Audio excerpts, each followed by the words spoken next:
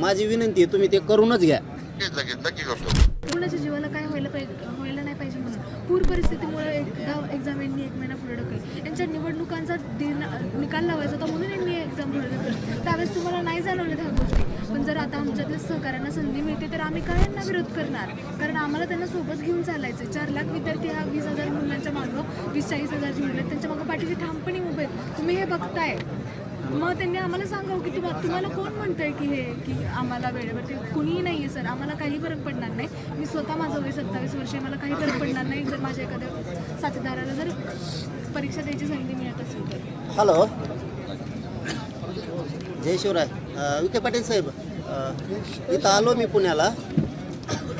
तिथं पण खूप प्रचंड पूर आहे. म्हणजे हे सगळं त्या नदी, त्या उड्डाणपुलाखाली सगळे विद्यार्थी आहेत तिथं. भिडे पूल प्रचंड.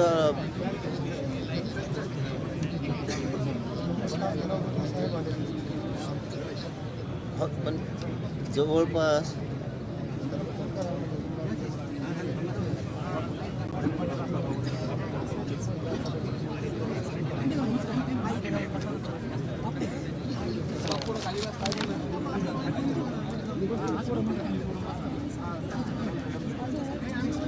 हां, हे विषय इतका सोपा आहे ना. परवाच्याला बैठक झाली, ती शिष्टमंडळाशी मी बोललो आता CM साहेबासोबत. CM साहेब असं बोलले की तुम्ही लगेच आत्ताच्या आत्ता हा निकाली काढा हे विषय. मला वाटतं बहुत आत्ताच्या आत्ता निकाली काढा विषय, असं त्या शिष्टमंडळाला संबंधित अधिकाऱ्याला सांगितलं. मला इथं आल्यावर आत्ता माहिती झाली.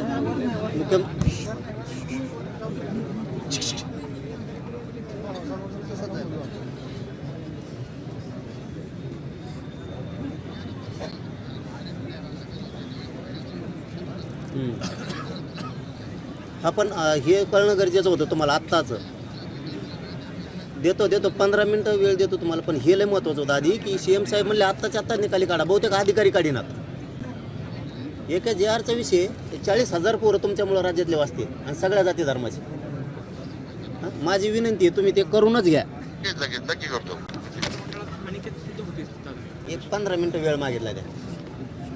ते आता 2दा मुख्यमंत्र्याला लाईनवर घेतलं होतं त्यांनी, मध्ये थांबत होते ना. 15 मिनटं वेळ देऊ. महाराष्ट्रातील सर्व बातम्यांचे विश्वासार्ह व्यासपीठ. सकाळच्या सर्व सोशल मीडिया प्लॅटफॉर्मला लाईक, फॉलो आणि सबस्क्राईब करा.